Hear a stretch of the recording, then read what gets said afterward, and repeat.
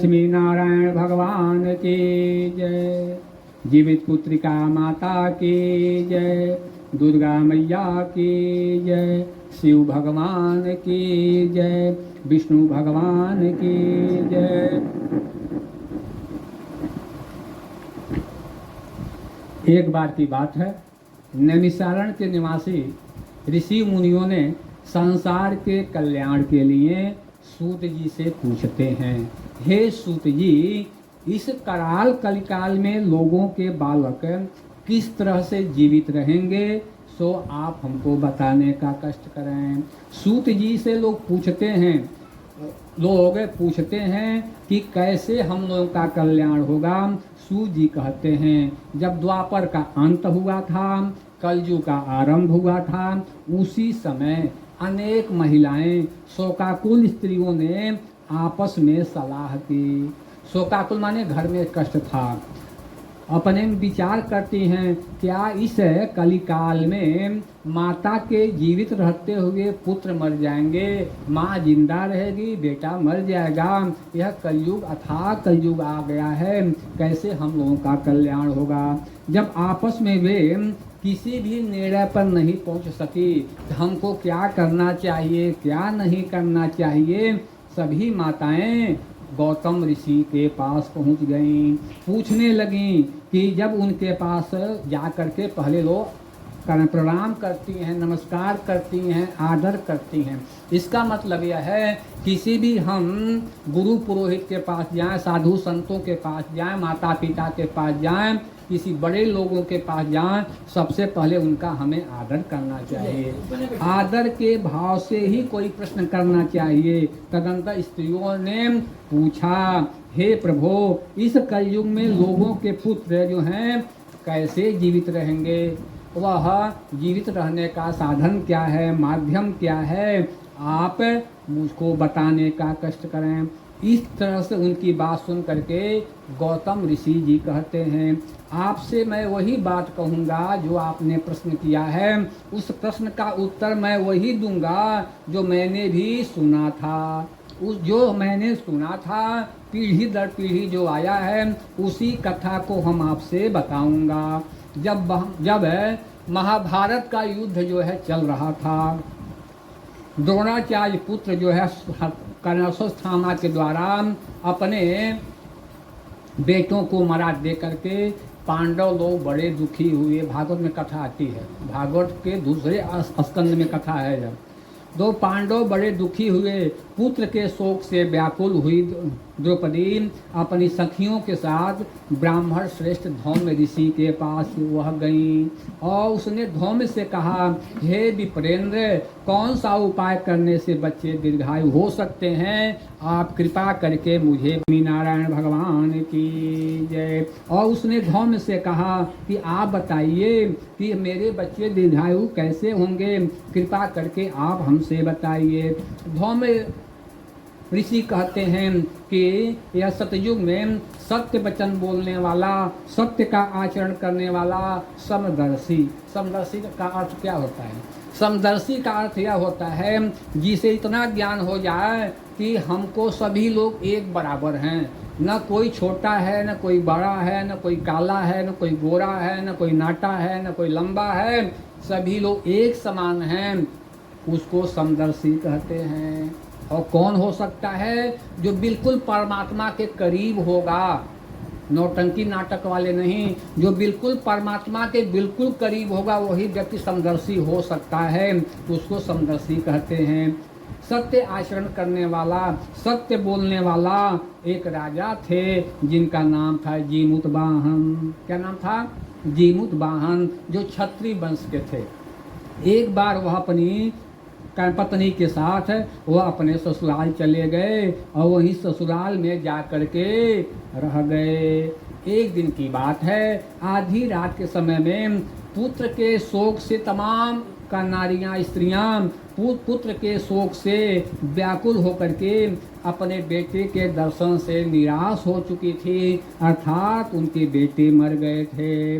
वह रोती हुई कहती थी, हाय हाय, अब हम बूढ़ी माता हो गई हैं और हम बूढ़ी माता के सामने मेरा बेटा जो है मरा जा रहा है, मर जा रहे हैं बेटे। उनका रुदन सुन करके, उनका रोना सुन करके राजा जीमुतवाहन का मानो जो हृदय जो है फट गया, उनका हृदय जो है विदीर्ण हो गया। वह तत्काल जो राजा जीमुतवाहन इस बात को सुनते हैं कि महिलाओं का क्रंदन हो रहा है, महिलाओं का रोना हो रहा है, तो राजा भी स्तब्ध हो गए।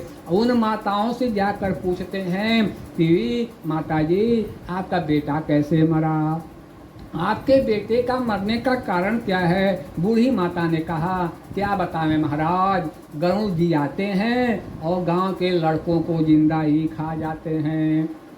इस प्रकार दयालु राजा ने कहा माता अब तुम चिंता मत करो, अब तुम लोग रो मत, तुम लोग आनंद से बैठो। तुम्हारे बच्चे को बचाने का, मरे हुए बच्चों को जीवित करने का हम प्रयत्न करूँगा, प्रयास करूँगा।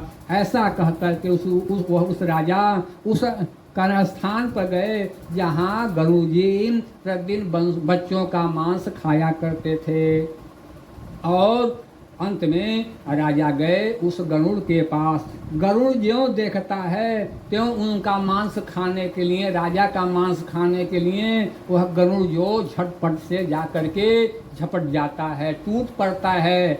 जो टूट करना पड़ता है, राजा क्या करते हैं अपना बायां अंग जो है उसे गरुड़ को दे देते हैं, बिना मांगे दे देते हैं। जब राजा बायां अंग दे देते हैं तो राजा कहते हैं तुम अपनी भूख को मिटा लो, मेरा बायां अंग तुमने खा लिया है तो लो तुम मेरा दाहिना अंग भी खा लो। बोली लक्ष्मी।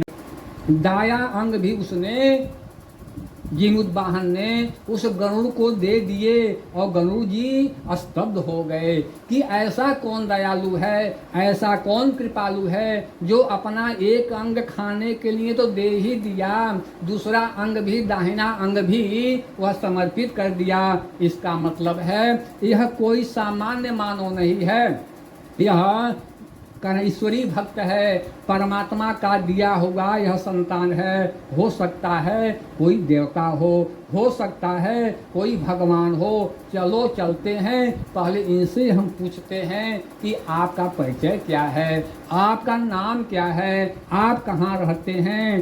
तो जाकर पूछते हैं, कहते हैं जीमुतवाहन राजा कि मेरी माता का नाम सभ्या है। मेरी माता का नाम क्या है? सभ्या है। मेरे पिता का नाम शालिवाहन है। मैं सूर्य वंश में जन्म लिया हूँ, मेरा नाम जीमुतवाहन है। क्या नाम है? जीमुतवाहन नाम है मेरा। राजा की दयालुता देख करके गरुड़ ने कहा हे महाभाग, हमारे मन में जो अभिलाषा है वह तुम वर मांगो।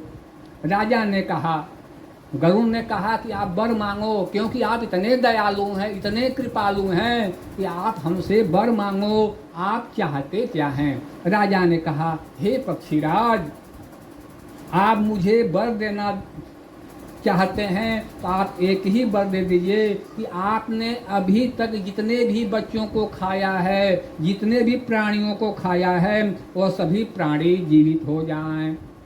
हे स्वामिन, अब से आप यहाँ के बालकों का भक्षण मत करें, बालकों को मत खाएं। ऐसा कोई उपाय करें जो खा चुके हैं उनको भी जीवित कर दें, उनको भी जीवित कर दें। धौम ने कहा कि पक्षीराज, तत्काल वहाँ से गरुड़ भगवान उड़ते हैं और जहाँ जहाँ पर बच्चों को का भोजन किए हैं, बच्चों का मांस खाए हैं, लोगों का मांस खाए हैं, तत्काल वह गरुड़ जी अमृत लोक को गए, नाग लोक को गए और नाग लोक में जा करके अमृत का कलश ला करके उन सभी मरे हुए बच्चों के हड्डी पर तत्काल अभिमंत्रित करते हैं, छोड़ देते हैं। तत्काल बच्चे जो हैं जीवित हो जाते हैं। ऐसा करने से सभी बच्चे जो हैं जीवित हो जाते हैं। जिनको पहले गरुड़ जी ने खाया था सभी बच्चे जीवित हो गए। होता क्या है, बच्चे और सुंदर रूप में, अच्छे रूप में बच्चे सुंदर रूप में उत्पन्न हो जाते हैं, उस समय राजा के शरीर की शोभा भी चौगुनी हो गई, दुगुनी चौगुनी हो गई। राजा भी वह प्रसन्न हो गए। फिर गरुड़ जी ने कहा, मैं संसार के कल्याण के लिए एक और वरदान दूंगा। आप हमसे वरदान मांगे अथवा मत मांगे, आपको एक वरदान अवश्य ही देंगे।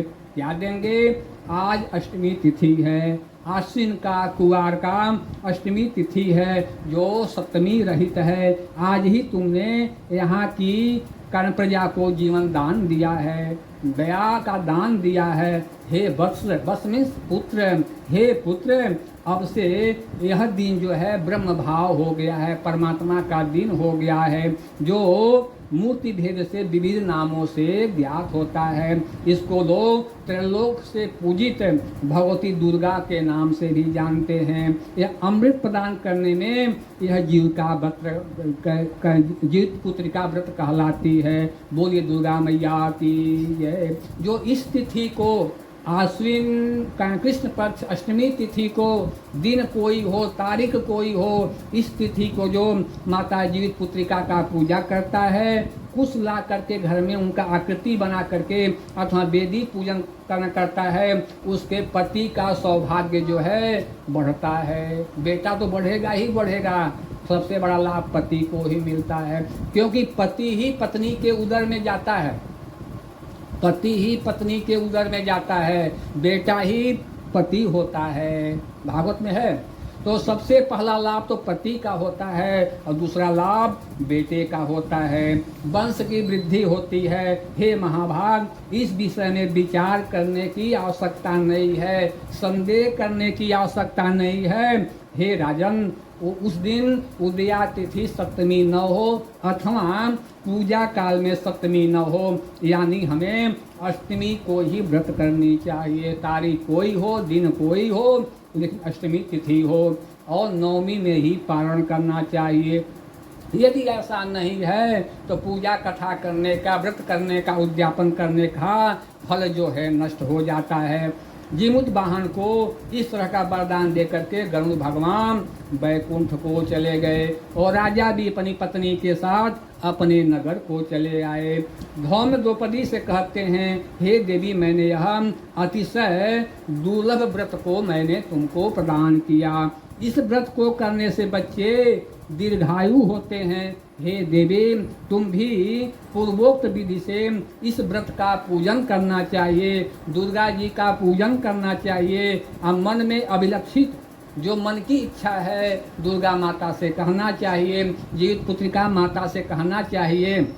मुनिराज धौम्य कहते हैं, इस बात को सुनकर द्रौपदी के हृदय में एक प्रकार का कौतूहल हुआ। कौतूहल मीन्स इच्छा हुआ, उत्पन्न हुआ। उसने पूर्ववासिनी स्त्रियों को बुला करके उनके साथ यह उत्तम व्रत करती हैं। गौतम ने कहा, यह व्रत के प्रभाव से इस व्रत को एक चिल्ह होता है। वह चिल्ह ने सुन लिया और अपनी सियारिन को वह बता दी।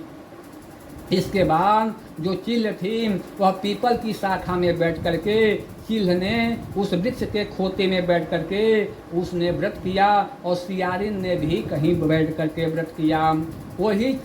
वही चिल्ह किसी उत्तम ब्राह्मण के मुख से यह कथा भी सुन ली और पीपल के खोते में बैठी वही अपनी सखी सियारिन को सुनाया। सियारिन ने आधी कथा सुनी कि उसको भूख लग गई। उसी समय 100 से भरे हुए स्मशान में वह जापान की जय। सियारिन ने आधी कथा सुनी कि उसे भूख लग गई। वह उसी समय 100 के लाश से 100 से भरे हुए स्मशान में पहुंची। वहां उसने इच्छा भर मांस का भोजन किया और चिल्ही बिना कुछ खाए पिए रह गई और सवेरा हो गया। सवेरे वह गौशाले में गई, वहां गौ का दूध पिया। इस तरह नवमी को उसने पारण किया। कुछ दिनों के बाद वे दोनों मर गईं और अयोध्या में किसी धनी व्यापारी के घर में दोनों का जन्म हो गया। संयोग से दोनों का जन्म एक ही घर में हुआ, जिसने सियारिन जेठी हो गई और चिल्ली जो है छोटी हो गई। वे दोनों शुभ लक्षणों से युक्त मतलब सुंदर थीं, इसलिए बड़ी लड़की काशीराज के और छोटी लड़की मंत्री के साथ विवाह हो गया। गारपत्य अग्नि के सामने विधि पूर्वक ब्याही गई। पूर्व जन्म के कर्म के फल से वह दोनों मृगनयनी रानी हुई। जिस किसी भी संतान को वह उत्पन्न करती वह मर जाती थी। जो सियारिन थी वो समय बड़ी हो गई या चिल्ली छोटी हो गई। चिल्ली का बेटा जो है जीवित रहता था और सियारिन का मर जाता। तभी कथा आगे आएगा। पूर्व जन्म की बातों को स्मरण करने वाली पत्नी ने अब अष्टवसुओं के सदृश तेजस्वी 8 बेटे को उत्पन्न की। जो मंत्री हैं, मंत्री की पत्नी जो है वो 8 बेटे को उत्पन्न की। राजपत्नी ने अपने स्वामी से कहा कि हमारे भी तो पुत्र होते हैं, लेकिन हमारे पुत्र होते हैं परंतु मर जाते हैं। यदि आप हमें जीवित देखना चाहते हैं तो रानी अपने राजा से कहती हैं, पति से कहती हैं, जो मंत्री के बेटे हैं उनको जाओ जान से मार दो। अंत में राजा अनेक उपाय किए उस मंत्री के बेटे को मारने के लिए। मंत्री के बेटे को मारने के अनेक उपाय किए, तमाम उद्योग किए, परंतु उस बच्चों का कुछ भी नहीं बिगड़ा। एक दिन की बात है, राजा उस मंत्री के बेटों को 8 बेटों को गला काट करके टुकड़े टुकड़े कर करके बोरे में भर करके और वहाँ पर जा करके फेंकवा देते हैं। इस मंत्री के पत्नी को पता चलता है कि ऐसा बात हुआ है। जीवित पुत्रिका माता से प्रार्थना वह मंत्री की पत्नी करती है कि मेरे बेटे जहाँ भी हों वो जिंदा आ जाएं मेरे पास। पता चला 8 बेटा जो है माता दुर्गा जी के कृपा से 8 बेटा घर पर आ रहे हैं। और उस बोरे में जो उस बेटियों का जो मांस रखा था, उस शरीर रखा था, वह 8 जो हैं बेशकीमती सोना चांदी जवाहरात हो गए। इस प्रकार से यदि हम यह पूजा कथा करते हैं तो पति का आयु दीर्घायु होता है और पुत्रों का आयु दीर्घायु होता है। और जो ऐसा चाहता है उसका चिरंजीवी संतान पति पुत्र दीर्घायु होते हैं। बोलिए श्री दुर्गा मैया की जय, लक्ष्मी नारायण भगवान की जय।